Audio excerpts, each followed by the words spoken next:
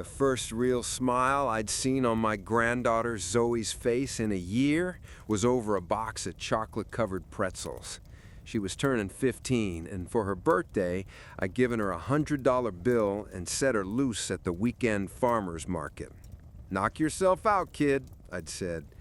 An hour later, my phone rang. It wasn't her happy voice on the other end. It was a choked sob.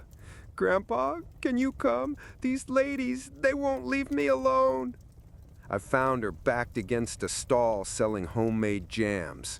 5 women, all about my age, dressed in their Sunday best on a Saturday morning, were surrounding her. Leading the pack was Cynthia, my late son's widow. "It's unchristian, Zoe," Cynthia was saying, her voice dripping with that fake syrupy piety I'd come to despise. "Your father would be so ashamed. Those poor orphan boys are your brothers. You have a duty." I pushed through them, gently moving Zoe behind me. My other granddaughter, Chloe, was right behind me. I looked Cynthia dead in the eye. "The only shame here," I said, my voice low and steady, "is you cornering a child in public." She just sniffed. "She needs to learn respect, Marcus, and you need to learn to stop interfering with God's plan." God's plan. Funny how that always seemed to line up perfectly with whatever Cynthia wanted. She didn't know it yet, but I had a plan of my own, and it had nothing to do with God and everything to do with a box of evidence sitting in my workshop. My name is Marcus Thornton. I'm 62 years old. For 40 of those years, I ran a small auto shop in this town. Fixed more transmissions and rebuilt more engines than I can count. When my wife, Helen, passed from cancer 5 years ago, the light went out of my life. The only thing that kept me going was my son Mark and his 2 girls, Chloe and Zoe. I sold the shop and settled into retirement, planning to spend my days teaching the girls how to change their own oil and maybe rebuilding the old '68 Chevy that's been sitting in my garage. Mark was a good kid, but he always wanted more than this town could offer. He got a business degree, married Cynthia, a woman who seemed more interested in country club memberships than anything else, and moved to the city. He worked in finance, whatever the hell that meant. He wore expensive suits and drove a car I couldn't even name. I was proud of him, sure, but I never felt like I really knew the man he'd become. Then, a year ago, the phone call that every parent dreads. A multi-car pileup on the interstate. Mark was gone. Just like that. The grief was a tidal wave, but what came after was worse. The secrets. Turns out my son, the golden boy, was living a double life. He'd been having an affair for 3 years. The other woman, who died in the same crash, had 2 little boys, his sons. My granddaughters, Chloe and Zoe, were the ones who found out. A few weeks before the accident, they'd stumbled onto his second phone. They saw the pictures, the texts. They were devastated. They told their mother, and Cynthia, for the sake of appearances, I suppose, started divorce proceedings, but the accident happened before anything was finalized. Since then, it's been a slow-motion nightmare. Cynthia inherited everything. Mark's life insurance, his accounts. My name was on the deed to their house since I'd put down most of the money for it, so she couldn't kick the girls out, but that was the only leverage I had. The 2 little boys from the affair went to live with some distant relatives of the other woman. But Cynthia, she saw an opportunity. She and her parents started a campaign. First, they tried to get me to sign over the house. Then, they filed for custody of Chloe and Zoe, claiming I was an unfit guardian. And all the while, this constant dripping poison about how the girls needed to accept their new brothers and honor their father's memory. They were using those two poor kids as a weapon. The incident at the market was the final straw. When we got home, Zoe went straight to her room. Chloe just stood in the kitchen, her arms crossed, her eyes burning with a silent fury that was all too familiar. It was the same look her grandmother Helen used to get.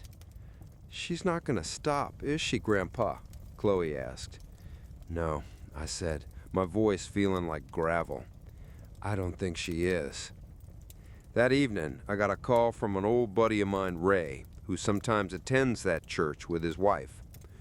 "Marcus," he said, sounding uncomfortable, "you need to see what Cynthia's posted on the church Facebook group." He sent me the screenshots. It was a novel, a masterpiece of fiction. She painted a picture of a grieving widow being tormented by her cruel, godless father-in-law and her two troubled teenage daughters. She claimed I was trying to steal her home and turn her own daughters against her. But the real kicker was how she explained the two little boys. She wrote that she and Mark had been unable to have more children, so they'd hired a surrogate, a dear, sweet girl who tragically died. And now I was refusing to let Chloe and Zoe have a relationship with their miracle brothers, all because I was a bitter old man who didn't want any more Hayes boys around. She twisted Mark's infidelity into a story of her own tragic infertility and my supposed cruelty. It was disgusting, but to her audience, it was perfect. The comments poured in, hundreds of them. "Praying for you, Sister Cynthia. What a terrible cross to bear. We will lift you up in prayer." They were eating it up. She'd built a fortress of lies, and her whole church was standing guard. For a week, it was hell. The girls couldn't go anywhere without getting looks. People from her church would drive by my house, slowing down to stare. Cynthia even had the nerve to send a couple of church elders to my door to counsel me on the importance of family reconciliation. I told them to get off my property before I called the sheriff. I felt helpless. I'm a man who fixes things with his hands, a wrench, a welding torch. I understand tangible problems, but this was a web of whispers and lies. How do you fight a ghost? I spent my nights in the garage staring at the old Chevy, feeling the cold weight of failure. Helen would have known what to do. She'd have faced it head on. But my way was always quieter. I'd watch, I'd wait, and I'd find the one loose bolt that could bring the whole damn engine down. The following Saturday, I was in my workshop, trying to lose myself in the familiar scent of oil and sawdust, when Zoe came in. She was holding her phone, her face pale. "Grandpa, look." She showed me a text message. It was from Cynthia. "I know you see your father as a monster, but he did what he did because your mother and I couldn't give him more sons. A man needs a legacy. It's time you forgave him and accepted the family he left for you. The Lord commands us to forgive." Reading those words, something inside me snapped. The sheer audacity, the manipulation, using my son's weakness and her own lies to poison my granddaughter's mind. That was it. No more waiting, no more quiet anger. I walked over to a dusty footlocker in the corner of the shop. After Mark's accident, his lawyer had given me a box of personal effects from his office. I hadn't been able to bring myself to go through it. It just hurt too much. I pried it open. Inside, beneath some files and a spare laptop, was a small, sleek smartphone, not the one Cynthia had given back. This was his other phone, his real one. I plugged it in. For a moment, I was afraid it wouldn't turn on, but then the screen flickered to life. It wasn't password protected. My son, the brilliant financial mind, had been careless. It was all there. Years of it. Texts between him and his mistress, full of plans and promises. Photos of them on trips he'd claimed were for work, But the real gold was in the messages between Mark and Cynthia's own mother. She knew. She knew the whole time. There were texts from her saying things like, "Mark, you need to be more careful. Cynthia's reputation can't handle a scandal." And, "Just keep it quiet until after the club's charity gala." They were complicit. They helped him hide it, not for love or family, but for social standing. But the final piece, the one that made my blood run cold, was a series of texts Cynthia had sent to Chloe right after the accident, before the fake grief and the public performance had begun. "This is your fault," one of them read. "If you hadn't gone snooping and told me, I wouldn't have threatened divorce, and your father wouldn't have been so distraught. You killed him." I sat there on a dusty stool in my workshop, the phone glowing in my hand. Cynthia hadn't just built a fortress of lies. She'd built it on my granddaughter's pain. And I finally had the wrecking ball. My plan was simple. I wasn't going to post on Facebook. I wasn't going to call a lawyer or make a scene. That was Cynthia's style. Loud, messy, and public. My style was quiet, precise. Like setting the timing on an old engine. You make one small, perfect adjustment, and the whole thing either runs smooth or tears itself apart. On Monday morning, I went to a small family-owned print shop downtown. The owner, a guy named Lou, has been running it for 30 years. He's the kind of guy who knows how to keep his mouth shut. I handed him a flash drive. "Lou," I said, "I need 200 copies of everything on here, full color, on your best heavy cardstock. And I need them bound into little booklets, about this size." I showed him with my hands, the size of a church hymnal. He took the drive without a word. An hour later, he called me again. "Marcus, are you sure about this?" he asked, his voice low. This is heavy stuff." "I'm sure, Lou," I said. "Just print it." That afternoon, I picked up 4 heavy boxes. Back in my workshop, I opened one. The quality was perfect. The photos were crisp, the text messages clear and undeniable. I designed a simple cover page myself. It was a picture of the front of their church, the Community Redeemer Chapel. And underneath, in elegant script, it said, "A Testament of Truth." The first page was a smiling photo of Mark and his mistress on a boat, the sun shining. Underneath, I'd typed a simple caption, "Mark Hayes and his love, and his new girlfriend's name. A family built on faith?" The following pages were a curated collection of the truth. The loving texts, the hotel reservations, the messages from Cynthia's mother encouraging the deception. And the final brutal page was a screenshot of the texts Cynthia sent to my granddaughter blaming her for her own father's death. For hours, I sat there, methodically going through my plan. Sunday morning, the big service at the chapel started at 10 a.m. People usually arrived around 9:30 or 9:45. In their main lobby, they had a large welcome table with coffee, donuts, and stacks of bulletins and songbooks for the service. I knew from Ray that the ushers were usually busy directing traffic in the parking lot until about 10 minutes before the service started. That was my window. That Sunday, I put on a clean shirt and a jacket I hadn't worn since Helen's funeral. I felt like a stranger in my own skin. I loaded one of the boxes into the back of my old F-150 and drove across town. The church parking lot was already half full of gleaming SUVs and luxury sedans. I parked in the back, pulled my hat down low, and walked in like I belonged there. Just as I'd hoped, the welcome table was unattended. Stacks of the day's program were laid out neatly. With calm, deliberate movements, I placed my hymnals right beside them. They looked almost identical in size and shape. I didn't spread them out. I just made 2 neat stacks.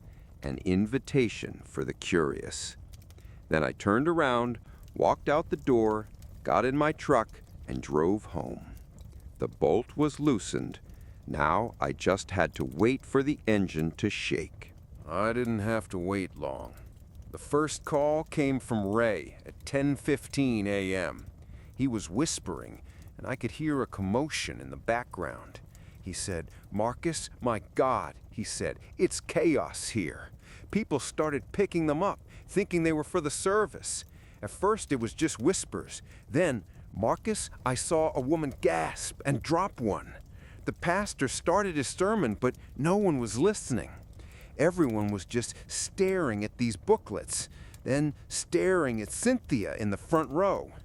She hadn't seen him yet. Her mother saw one first, and her face, I've never seen anything like it. He said people started getting up and walking out, not in anger, but in a kind of stunned, quiet horror. The pastor had to stop the service. Within an hour, the church's Facebook group, Cynthia's Holy Ground, had become a digital firing squad. The surrogate story was blown to pieces. The lies about me, about the house, about everything, they all crumbled. But what truly turned the tide, what made them turn on her with a ferocity I hadn't expected, were the texts she sent to Chloe. Attacking a grieving child was a sin even that self-righteous crowd couldn't stomach. The hypocrisy was too much to ignore. They had rallied behind a lie, and the shame was palpable. By the end of the day, the pastor himself had to shut down the group. Cynthia and her parents were wiped from the church's social map. They weren't just shunned, they were erased. They lost their friends, their social standing, their entire support system, all in the space of a Sunday Mormon. The custody lawsuit was dropped by the end of the week. I received a stiff formal letter of apology from the church elders addressed to Chloe and Zoe. I used it as a coaster. A few days later, I saw Cynthia's personal Facebook page.